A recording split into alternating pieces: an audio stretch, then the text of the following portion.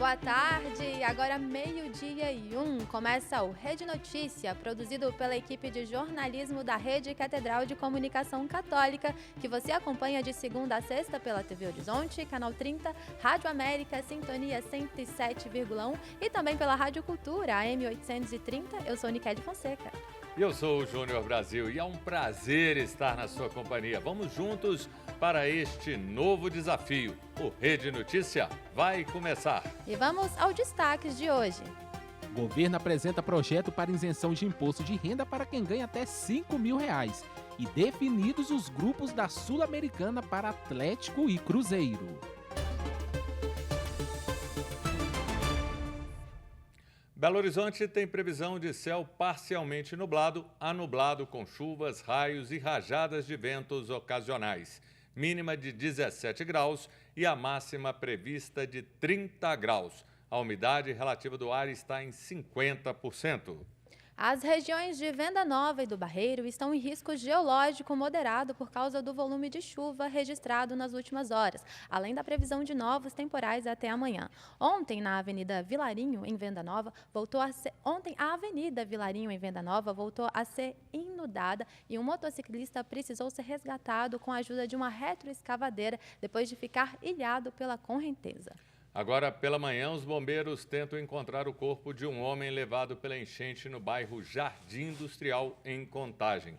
Além disso, foram registradas 14 quedas de árvores sobre casas e carros na região metropolitana. Motoristas e pedestres que circulam pelo centro de Belo Horizonte devem ficar atentos às mudanças no trânsito na Avenida Bernardo Monteiro. Nesta segunda-feira, a Prefeitura iniciou uma nova etapa das obras de requalificação que vão provocar interrupções e desvios até o dia 15 de abril. As intervenções estão concentradas no trecho entre as avenidas Brasil e Professor Alfredo Balena e fazem parte do programa de requalificação do Hipercentro. O objetivo é melhorar a segurança e a fluidez do trânsito com a implantação de passagens elevadas para pedestres e veículos. A Prefeitura alerta para os desvios e a necessidade de atenção redobrada ao passar pelo local. E atenção, moradores dos bairros Ademar Maldonado, Barreiro e Diamante, que podem sofrer com problemas de abastecimento de água ao longo do dia, devido a obras de manutenção emergencial da rede de distribuição da Copasa. Segundo a companhia, a normalização do abastecimento deve ocorrer aos poucos, ainda nesta noite. Novos serviços digitais vão facilitar a defesa de motoristas autuados em Minas. A repórter Letícia Bessa tem as informações. Motoristas mineiros agora têm acesso a serviços digitais que facilitam a defesa dos condutores em casos de contestação de multas e acompanhamento de processos da CNH, a Carteira Nacional de Habilitação. De acordo com a CEPLAG, a Secretaria de Estado de Planejamento e Gestão, a digitalização dos novos serviços elimina a necessidade de envio físico de documentos, tornando o processo mais rápido e eficiente. Na prática, condutores mineiros podem encaminhar a defesa prévia e os recursos de processos administrativos de suspensão e cassação através do site transito.mg.gov.br. Outro novo serviço que pode ser solicitado pela internet é o pedido de cumprimento da pena. Agora, o cidadão não precisa mais apresentar a habilitação em um ponto de atendimento presencial. O cumprimento tem início imediatamente depois do preenchimento do formulário eletrônico no site Trânsito MG. Depois do período de suspensão da CNH, basta o condutor declarar o cumprimento da penalidade para desbloquear a habilitação e voltar a dirigir. Repórter Letícia Bessa. Letícia, muito obrigada pelas informações. Olha só, a Prefeitura prorroga prazo para a limpeza da Lagoa da Pampulha. Os detalhes com o repórter Giovanni Rodrigues. A Prefeitura de Belo Horizonte expande contrato com a empresa responsável pela limpeza da Lagoa da Pampulha até fevereiro de 2026. A medida terá um custo de R$22.500.000. A decisão dá continuidade à prestação de serviço que, apesar de não ter sido diretamente investigada pela CPI da Câmara Municipal, que apurou irregularidades na limpeza do patrimônio. Entrou na mira de vereadores no último ano por ter ocorrido sem flexibilidade de licitação. Embora o contrato tenha sido assinado em fevereiro de 2024, o consórcio Pampulha Viva realiza a limpeza da lagoa desde 2015. Um dos contratos firmados com a prefeitura em 2018 foi alvo de 2 CPIs na Câmara por suspeita de irregularidades. Os parlamentares defenderam que, apesar do custo milionário para manter o serviço, não foi constatada redução significativa de poluição na Lagoa da Pampulha. O município justifica a expansão do contratado, alegando que a prestação dos serviços não pode ser interrompida. E quanto aos preços, os valores unitários apresentados na fase de contratação permanecem inalterados e a avaliação da vantajosidade foi realizada e constatada. Repórter Giovanni Rodrigues. Obrigado, Giovanni. O mau cheiro também continua inalterado na Lagoa da Pampulha. Os vereadores de Belo Horizonte aprovaram em primeiro turno por 37 votos a 3 o projeto de lei que aumenta em 10% os salários dos servidores da Câmara Municipal. Durante a votação, também foi aprovado o Vale Alimentação no valor de R$ 2.374 para todos os servidores, incluindo os vereadores. O projeto ainda precisa ser aprovado em segundo turno para ser encaminhado à sanção da Prefeitura. Agora, um caso que não podemos esquecer e temos sempre que combater. Uma mulher de 35 anos foi presa na noite de domingo no bairro Santo Agostinho, aqui em BH, por suspeita de injúria racial contra o motorista de ônibus. Segundo o boletim de ocorrência, a passageira embarcou na linha 5401 sem pagar passagem e, ao ser orientada pelo motorista para passar pela roleta, ela se exaltou e começou a ofendê-lo com frases racistas. Dizendo que ele era, abre aspas, um escravo e que estava ali para servi-la, fecha aspas.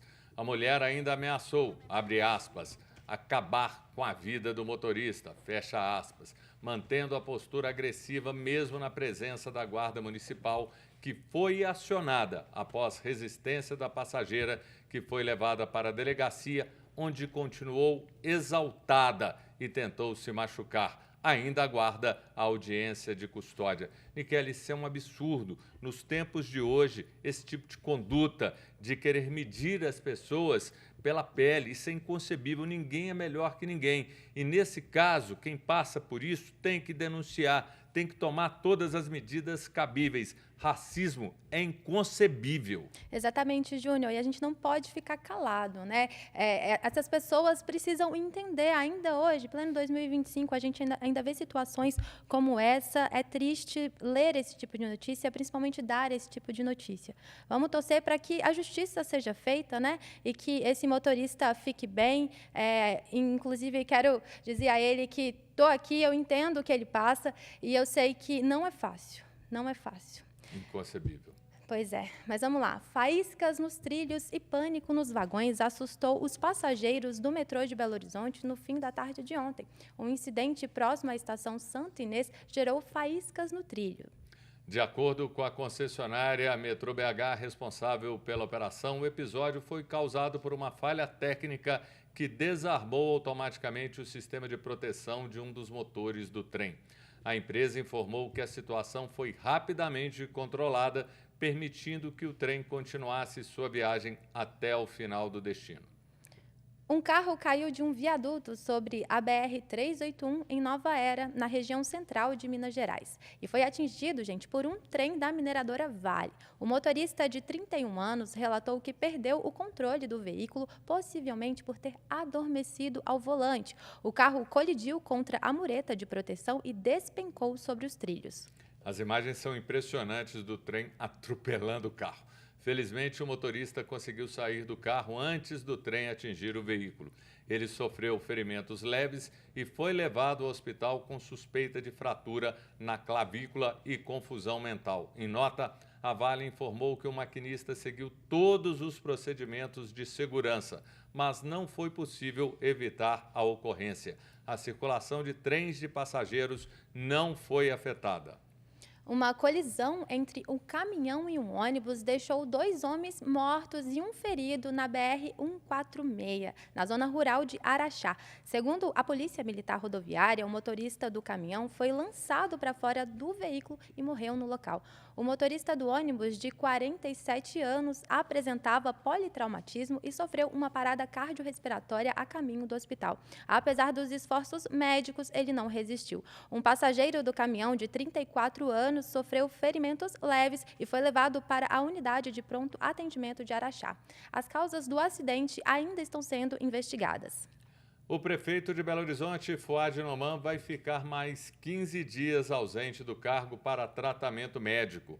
É a 6ª licença desde o dia 3 de janeiro, quando ele foi internado em uma das unidades do Hospital Mater Dei. Fuad continua em processo de recuperação de uma insuficiência respiratória aguda provocada por uma pneumonia. E a equipe que cuida do prefeito informou que ele será transferido da unidade Mater Dei, na Avenida do Contorno, para a realização de exames específicos na unidade do Santo Agostinho.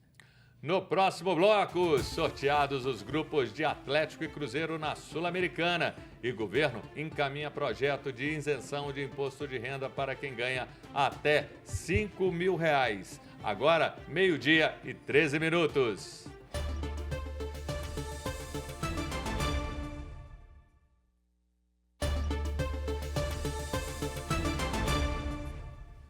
E ontem foram realizados os sorteios da Libertadores e da Sul-Americana em Luque, no Paraguai. E como Atlético e Cruzeiro estão na Sula, o foco foi a competição. O Cruzeiro ficou no grupo E, com o Palestino do Chile, União Santa Fé da Argentina e anote esse nome aí, Muxuquiruna do Equador, isso mesmo. A estreia na Argentina contra o União Santa Fé no dia 2 de abril. E falando do time principal, o Cruzeiro teve um jogo-treino na Toca da Raposa com o Pouso Alegre. E falando agora do Atlético na Sul-Americana, o Galo ficou no grupo H, ao lado do Cienciano do Peru, Caracas da Venezuela e Deportes do Iquique do Chile. O maior adversário do Atlético vai ser a altitude da cidade de Cusco, no Peru, que tem mais de 3.000 metros de altitude. Inclusive, é o jogo de estreia do Atlético. A data não está definida, mas será no início de abril. O governo federal apresenta, neste momento, no Palácio do Planalto, os detalhes do projeto de isenção do imposto de renda para quem ganha até R$5.000. Os presidentes da Câmara dos Deputados, Hugo Mota, e do Senado, Davi Alcolumbre, participam da cerimônia, que também tem a presença de diversos ministros do governo. Para ter validade, o projeto ainda precisa passar pela aprovação do Congresso Nacional. A expectativa da equipe econômica do governo é que a nova faixa de isenção entre em vigor no ano que vem. A isenção do imposto para quem ganha até R$5.000 foi uma promessa de campanha do presidente Lula. Aniquele, acho justo, é uma medida válida, numa desigualdade de imposto de renda. Quem ganha, por exemplo, R$8.000 paga a mesma faixa de quem ganha 50. Existem absurdos. Justíssimo. Então, ela é louvável e tem que ser aprovada. Só fica um detalhe, a interrogação. Há um rombo de receita que o governo vai parar de receber de 27 bilhões. Como que o governo vai recuperar? Qual a alternativa? Qual a medida? É a missão do governo e do Congresso. É o que a gente quer saber, né, Júnior? Toda atitude tem ali as suas consequências também. Realmente é muito bom, é muito justo, mas a gente quer saber o que vai acontecer, o que o governo vai fazer. E é bom para quem ganha até R$5.000. O governo federal vai contratar mais de 2.800 profissionais para o programa Mais Médicos. Segundo o edital do Ministério da Saúde, os novos contratados vão atuar em cerca de 4.700 municípios brasileiros localizados em regiões de maior vulnerabilidade e áreas de difícil acesso. O ministro Alexandre Padilha esclarece que, com o preenchimento das vagas, o programa vai passar a contar com mais de 28.000 profissionais. Os médicos atuam em equipes de saúde da família e, quando necessário, encaminham pacientes para especialistas. O cessar-fogo entre Israel e o Hamas na faixa de Gaza foi rompido na madrugada de hoje, com novos ataques a posições do grupo palestino. Na faixa de Gaza, as autoridades locais falam pelo menos 413 mortos e 660 feridos. A ação militar israelense foi apoiada pelos Estados Unidos, que foram consultados antes do ataque e condenados pela Rússia. Os palestinos acusam Israel de romper unilateralmente o cessar-fogo e provocar um novo genocídio. Para justificar o bombardeio, o governo de Benjamin Netanyahu alega que o Hamas não cumpriu repetidamente a promessa de soltar reféns israelenses. No momento, há indícios de mais ofensivas aéreas e terrestres contra Gaza. As autoridades de Honduras apuram as causas de um acidente aéreo que matou 7 pessoas ontem à noite. As equipes de socorro conseguiram resgatar com vida 10 vítimas entre os destroços da aeronave. Elas estavam no mar, a 1 quilômetro da costa. Entre os mortos está o músico Aurélio Martínez Suazo, bastante conhecido em Honduras. As autoridades locais ainda não sabem o que motivou o desastre e a companhia responsável pelo voo não se manifestou sobre o acidente. 2 astronautas enviados ao espaço em uma nave da Boeing em junho do ano passado retornam à Terra hoje, depois de ficarem 9 meses na Estação Espacial Internacional. A viagem original deveria ter sido concluída em apenas uma semana, mas foi adiada em 287 dias devido a problemas técnicos na cápsula da Boeing. Os astronautas norte-americanos, um homem e uma mulher, vão voltar de carona em uma nave da SpaceX, acompanhada de outros 2 cosmonautas, um norte-americano e um russo. Segundo as estimativas da NASA, os 4 ocupantes da missão devem pousar na Flórida no final na tarde de hoje. As manobras de retorno começaram durante a madrugada. Serão 17 horas até que a nave pouse no mar e seja resgatada pelas equipes de socorro.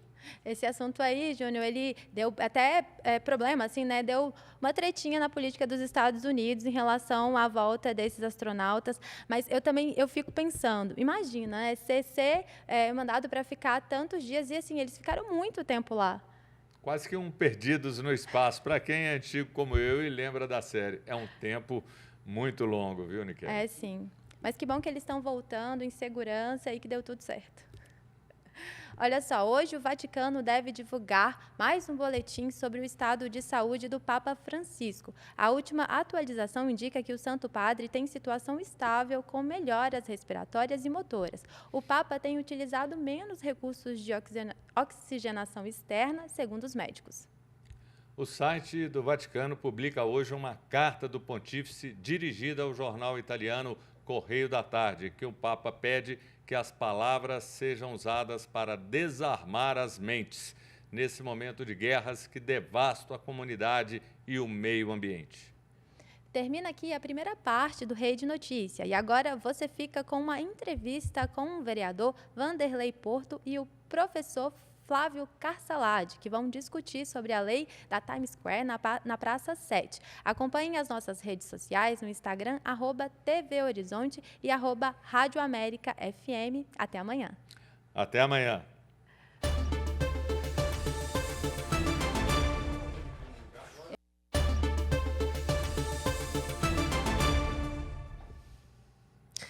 Olá, este é o Rede Notícia Entrevista, assuntos que mexem com o dia a dia das cidades, tratados de uma maneira séria, mas descomplicada, sempre ao 12:30, de segunda a sexta-feira. Eu sou Juliana Lima, muito boa tarde para você. Você já ouviu falar, João, sobre a lei do Times Square? Explica pra gente. Oi, Juliana, boa tarde para você, boa tarde para quem está acompanhando o Rede Notícia Entrevista.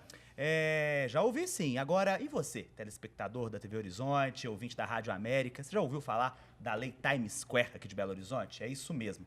Desde o último dia 8 de março, se tornou lei aqui em Belo Horizonte, projeto aprovado pela Câmara Municipal que permite a instalação de painéis de LED de até 40 metros de altura na Praça 7, aqui no hipercentro de Belo Horizonte. Esse projeto que é polêmico, né? O texto permite que a capital reproduza o que já é feito na Times Square, que, para quem não sabe, é uma famosa avenida de Nova York, lá nos Estados Unidos. Houve parte de resistência por alguns vereadores, alguns grupos tentaram excluir a Praça 7 da proposta, mas as emendas que foram feitas ao projeto original não foram aprovadas.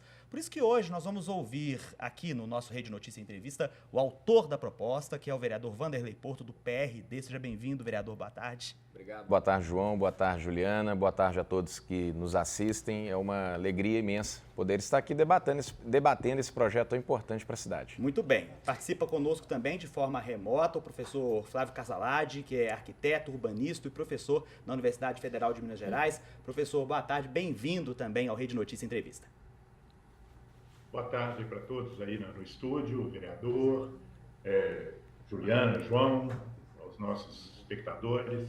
Uma alegria toda nossa. Espero ser um debate frutífero. Ô, vereador, para a gente começar, esse marketing pegou bem, né? Lei da Times Square, que obviamente não é esse o nome, né? Mas ficou conhecido por causa disso. Queria que o senhor explicasse em linhas gerais para as pessoas entenderem de uma forma bem objetiva o que é esse projeto. O projeto em si, a gente alterou a lei, né, o Código de Posturas da cidade, fazendo com que nesse perímetro uma área de promoção. Essa área de promoção faz com que se permita a instalação dos painéis, né, da forma que foi dita aqui no início, e com o objetivo de fazer com que a gente tenha ali um atrativo. O centro da cidade está esvaziado, em especial a Praça 7. Nós podemos ver que os comércios nas regiões de Belo Horizonte se fortaleceram, então não tem aquilo mais de ir ao centro, né? Eu que sou do Barreiro, a gente ouvia assim, hoje eu vou na cidade. É verdade. Hoje eu vou... Não tem isso mais, porque os comércios se fortaleceram. E com isso, a Praça 7, que é um símbolo, foi se esvaziando. Lá nós temos lojas fechadas. E a ideia era com que nessa área de promoção pudesse ter ali um atrativo para geração de renda, geração de emprego e utilizando aí das novas tecnologias.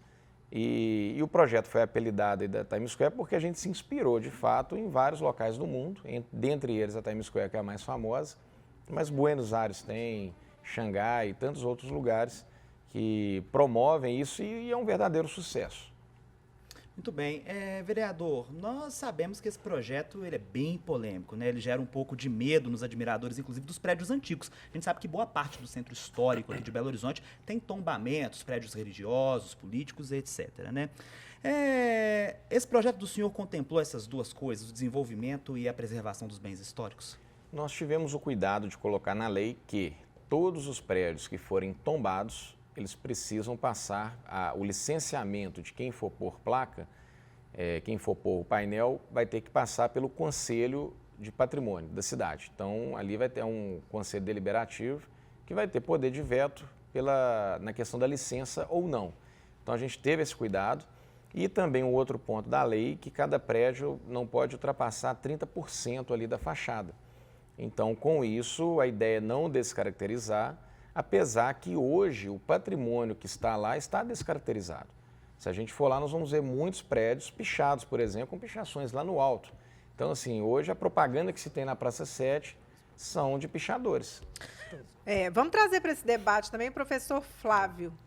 Ô, professor, o senhor me ouve? Da forma como a lei foi aprovada, ela é viável? Nós tivemos um problema técnico com o professor Flávio, aí nós vamos, daqui a pouco ele vai reconectar para ele poder fazer as colocações dele. Queria continuar falando com o vereador Vanderlei. A gente sabe que há muita polêmica, como eu disse, nessa história toda. O projeto, de acordo com o senhor, vai contemplar essa história toda. E em relação aos gastos que a prefeitura vai ter para poder fazer essa modernização, isso foi pensado também? O gasto é zero, porque não é uma intervenção agora do poder público. Para que o projeto aconteça naquele local, vai depender da dinâmica de mercado. Então, não tem mais uma interferência pública. O que era público era o que? Era alterar a lei na Câmara e a Prefeitura sancionar. Então, para que se tenha ali uma placa, por exemplo, alguém que trabalha com isso, vai lá, vai captar o ponto, aí é uma negociação entre eles, entre dono de prédio ou síndico, e por aí vai. Ou se o próprio prédio também quiser instalar uma placa, ele também pode licenciar. Placa não, né? O painel. Então, assim, essa dinâmica não passa mais pela Prefeitura. E a Prefeitura ainda vai ter um ganho. Cada painel que ali for instalado, a Prefeitura tem direito a 1 hora de inserções por dia. E nesse tempo, a Prefeitura vai poder divulgar ali ações como campanhas de vacinação, ou seja, utilidades públicas que são importantes para a cidade. Ou seja, a prefeitura então vai abrir uma concorrência para aqueles que Não, querem? não, é porque é privado. Sim. Ali é totalmente privado. Sim. Então, será 100% independente da prefeitura. Ou seja, quem quiser instalar vai ter que passar o processo de licenciamento pela prefeitura. Sim, a prefeitura só vai licenciar. A prefeitura ela vai ganhar ainda com o imposto pago pela placa, né, pelo Agora, painel. para quem está nos ouvindo entender exatamente aonde esses painéis podem ser instalados, que a Praça 7 é grande, né? Uma confluência ali de 4 ruas principais, né? Onde é que é isso, vereador? Todas as esquinas no entorno da Praça 7. Faz um raio ali, né, que é o que a gente coloca de área de promoção. Obviamente que se o projeto pegar, a gente pode pensar, às vezes, em expandir, por que não? Ou levar até para as outras áreas da cidade. Eu estava falando ali agora, porque nessa semana eu ouvi uma entrevista do presidente Marcelo Souza, da CDL, defendendo essa área de promoção também na Savassi. A Savassi foi penalizada muito ali com a reforma e depois, na hora que estava recuperando, veio a pandemia. Exatamente. E também é uma área esvaziada. Por que não a gente discutir Savassi? Mas para isso tinha que mudar o plano diretor também. Mudar, o código de postura lá também. E a Savassi, até a gente não teria resistência que teve nesse, até conversando com alguns vereadores de esquerda que foram contrários ao projeto. A Savassi, como não tem ali prédios tombados, então não teria essa resistência eles não teriam interferência nisso. Outras áreas possíveis que o senhor já imaginou? Não, até agora o que foi citado assim, de sugestão foi a Savassi. Muito bem. Agora o professor Flávio já está conosco, quero chamá-lo para essa conversa. Mais uma vez, professor, seja bem-vindo. A lei, da forma que foi aprovada, professor, ela é viável no ponto de vista arquitetônico, urbanístico?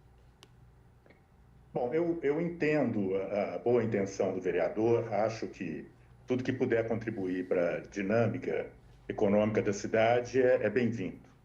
Só que eu acho que ela é inadequada do ponto de vista de inserção urbana, de preservação do patrimônio, de identidade e memória da cidade, e é inócua do ponto de vista de revitalização urbana.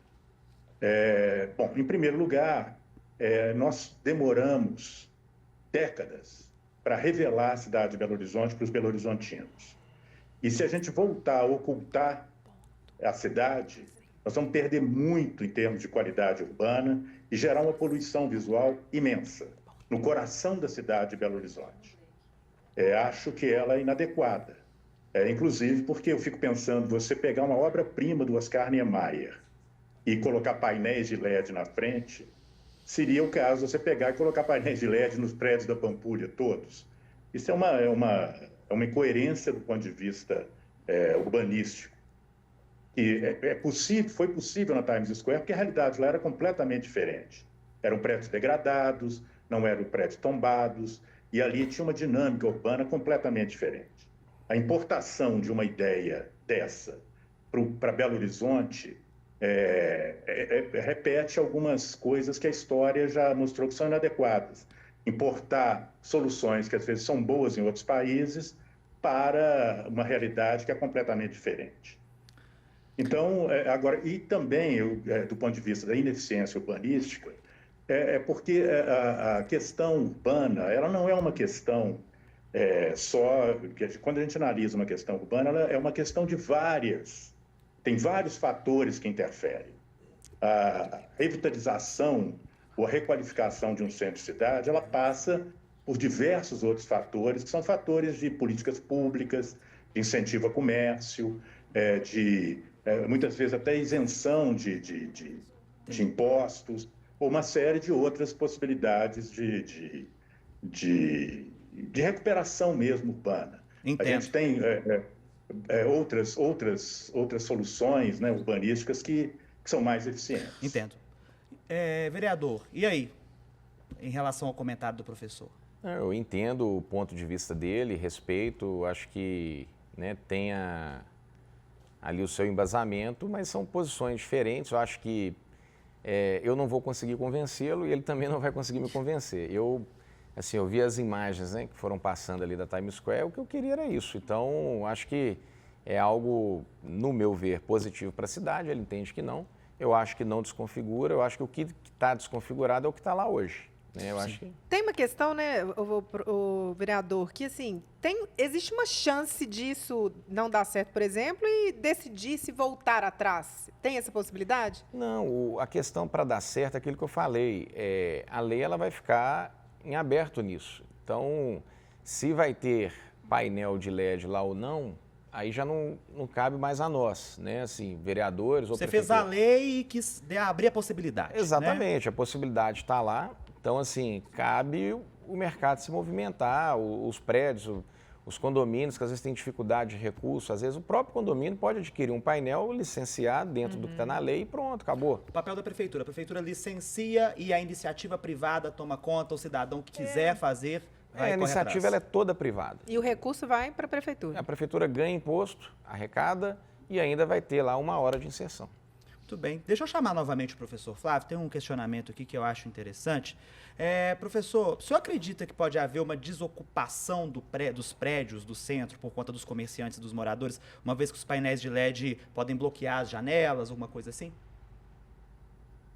Olha, óbvio. Né? Óbvio, a qualidade ambiental dos edifícios ela vai deteriorar profundamente, porque isso não é colocar os painéis de LED da maneira como está na Times Square, né? É você escurecer os ambientes, prejudicar a iluminação, quer dizer, tem uma série de interferências internas. Agora, eu só queria também dizer ao vereador que não é uma questão de posicionamento, né? Não é que eu tenha a minha posição e o vereador tenha a dele. É uma questão científica, né? Ou seja, eu estudo a cidade há 50 anos, né? Eu estudo urbanismo há 50 anos, trabalho com patrimônio cultural há 30 e poucos anos. Não é uma questão de esquerda, de direita, se teve alguns vereadores de esquerda que foram favoráveis, de direita, não é. É uma questão científica, então não é uma questão de posicionamento. É uma questão científica, né? Eu entendo que o vereador tem as melhores intenções, mas o que eu estou dizendo é que, do ponto de vista científico, urbanístico, é uma solução simplista. Ela deteriora o patrimônio, deteriora a cidade e não ganha e não traz os benefícios que, a princípio, pode se esperar. Muito bem, nós vamos continuar esse debate. Acho que é importante para o povo de Belo Horizonte compreender, né, aquilo que está sendo proposto pelo vereador, pontos positivos e negativos, o que é pró, o que é contra. Isso faz parte do jornalismo, faz parte daquilo que a Rádio América e a TV Horizonte querem propor para você nesse novo momento que nós estamos vivendo. Nós estamos recebendo aqui o vereador de Belo Horizonte, Vanderlei Porto, e o professor Flávio Cassalade, da UFMG. Nós vamos para o intervalo e voltamos já com Rede Notícia Entrevista.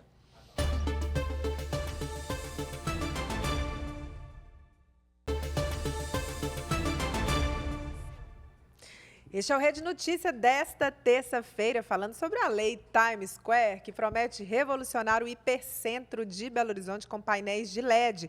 Estamos recebendo em nossos estúdios o autor do projeto, vereador Vanderlei Porto, do PRD, também recebendo o professor Flávio Cassalade, da UFMG. Ô, João, antes da gente continuar o nosso papo aqui no estúdio, vamos ouvir o que as pessoas estão pensando sobre a lei nas ruas. A repórter Erlaine Grace foi conferir. Vamos acompanhar. Eu acho que vai descaracterizar, porque eu acho que isso aqui é um patrimônio e a gente já tem uma característica da Praça 7. Então, eu acho que não gostaria que fosse mudado, não. Acho ótimo. Eu acho que vai agregar mais aqui na região, porque é uma região assim, muito pouco cuidada pela prefeitura, muita bagunça, e isso aí atrai mais gente, é uma coisa diferenciada, é um lazer a mais para o pessoal, e eu acho que fica mais bonito também essa região central com isso. Acho que vai ser uma boa, viu? Vai ficar mais iluminado, né? Vai dar mais uma visão, né? Vai ficar mais bonito, vai modernizar mais. Acho uma mudança ideal, né? Uma melhoria para a cidade, né? E todo mundo vai ficar assim compactado às coisas que a cidade está fazendo para o pessoal, né? Vai ser uma mudança muito top.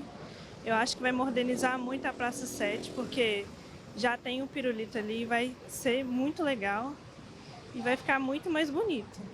Vereador Vanderlei Porto, do PRD, o que você achou aí dos comentários da população na Praça 7? É importante, né? Ouvir a população. Eu acho que em todas as enquetes, a maioria, né, às vezes tem algum certo... Acho que a do Tempo ficou muito igualitária ali, sendo que a favor estava né, a mais, e outras enquetes que a gente percebeu também, sempre a maioria defendendo, porque, até o que o professor disse no bloco anterior, é claro que a gente respeita os 50 anos que ele estudou urbanismo, mas não há uma verdade absoluta na visão de urbanismo dele, né? Então, assim, nós temos várias visões de urbanismo.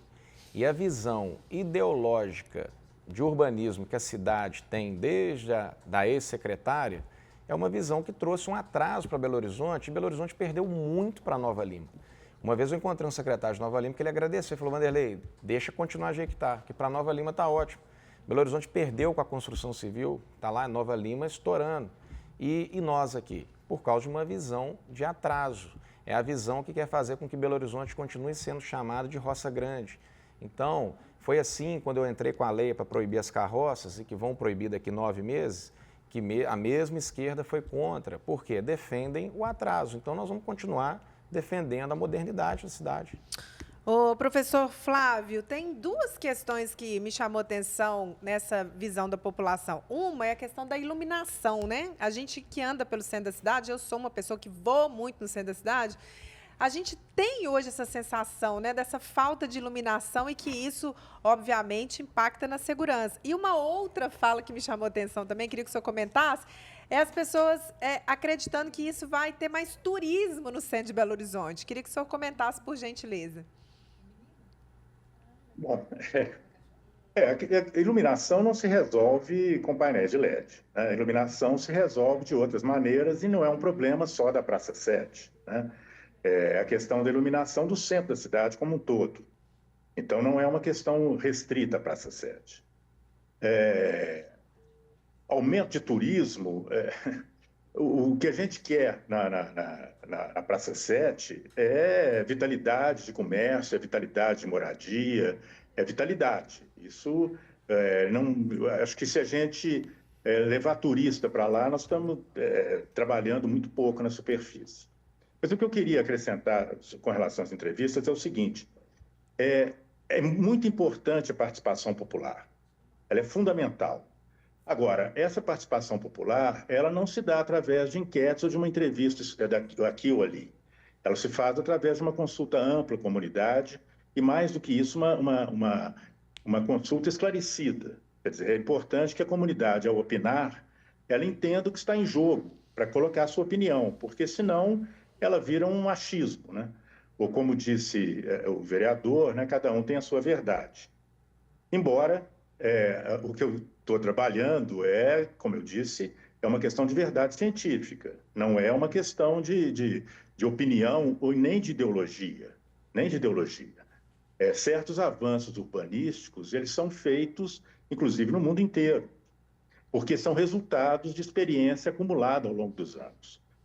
Então, para que a gente possa efetivamente ter uma noção clara dos impactos que isso vai acontecer, é importante que a gente crie simulações, que a gente faça isso de uma maneira correta, crie simulações, esclareça a população sobre prós e contras da medida, para que as pessoas possam opinar. Porque senão vira, o que você... eu acho lindo, né? Painel de LED é lindo. Agora, será que painel de LED ali é adequado? Né? Será que ele é eficaz? Que são as duas coisas que eu estou dizendo, né? Os pontos que eu estou batendo são esses. Ela é ineficaz do ponto de vista urbanístico e degradadora do ambiente público.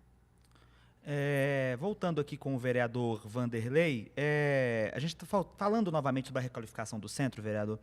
Quais outras iniciativas, além dessa, podem ser utilizadas para reviver essa parte do centro de Belo Horizonte, de acordo com o senhor e com a equipe que trabalha com o senhor, a partir desse projeto da Times Square em BH? Na verdade, o centro já tem um projeto da prefeitura. Centro de todo mundo, né? Centro de todo mundo, já que o prefeito Fuad lançou ainda na legislatura passada e que vai ter continuidade agora. Então, a gente espera que isso também contribua para revitalizar e modernizar. Eu acho que a questão é essa. Belo Horizonte tem que ter um outro olhar. Se a gente pegar fotos antigas e atuais, isso tudo foi alterado, porque o tempo vai alterar, não adianta, não tem como, né? Então, o que a gente defende é isso. A gente espera que essa requalificação ali também ela traga um complemento. E, na verdade, esse projeto vai possibilitar um complemento a mais também a esse projeto.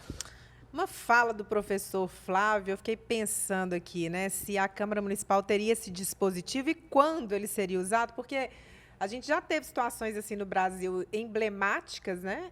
Por exemplo, parlamentarismo, presidencialismo, e aí foi feito esse plebiscito. Eu nunca vi isso numa Câmara Municipal, eu nem sei se existiria esse dispositivo, mas o senhor, obviamente, o senhor deve conhecer, né?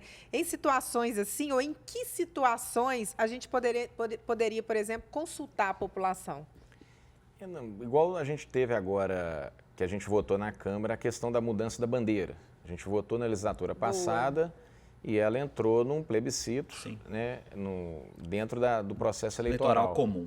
Não me lembrava, é verdade. Então, a gente pode fazer algum tipo nesse sentido. Mas envolve muito gasto, envolve muito custo. Então, teria que ser um projeto. Até o da bandeira eu achei também desnecessário. Eu acho que assim, fazer um plebiscito para discutir isso, acho que é um assunto muito pequeno para... Entendi.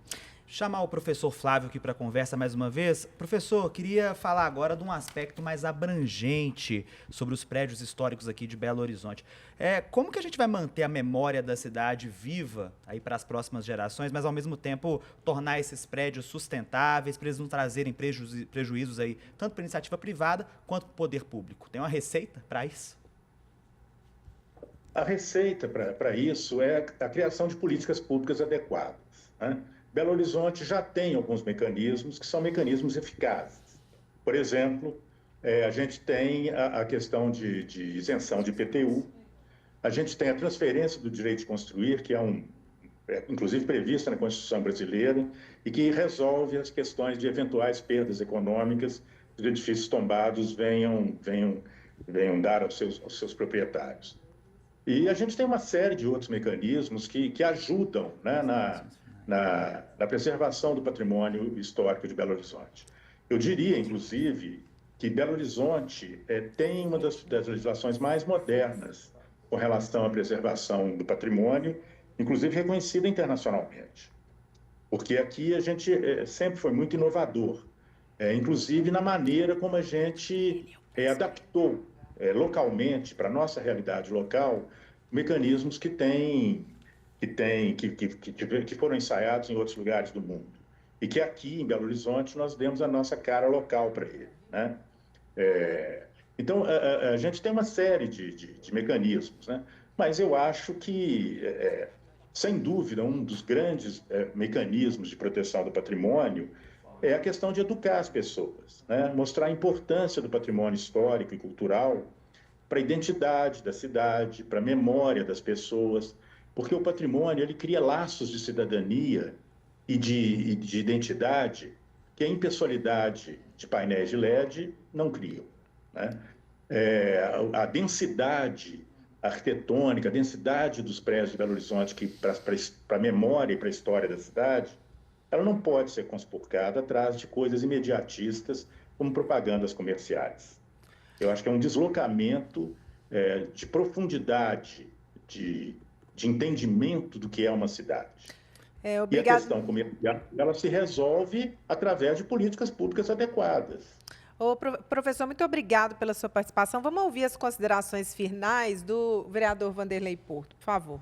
Não só agradecer a todos que nos assistiram, João, Juliana, ao professor. É importante o debate e que a gente continue esse debate, né, pela frente. Professor Flávio Carsalade, da Universidade Federal de Minas Gerais, considerações finais com o nosso agradecimento ao senhor.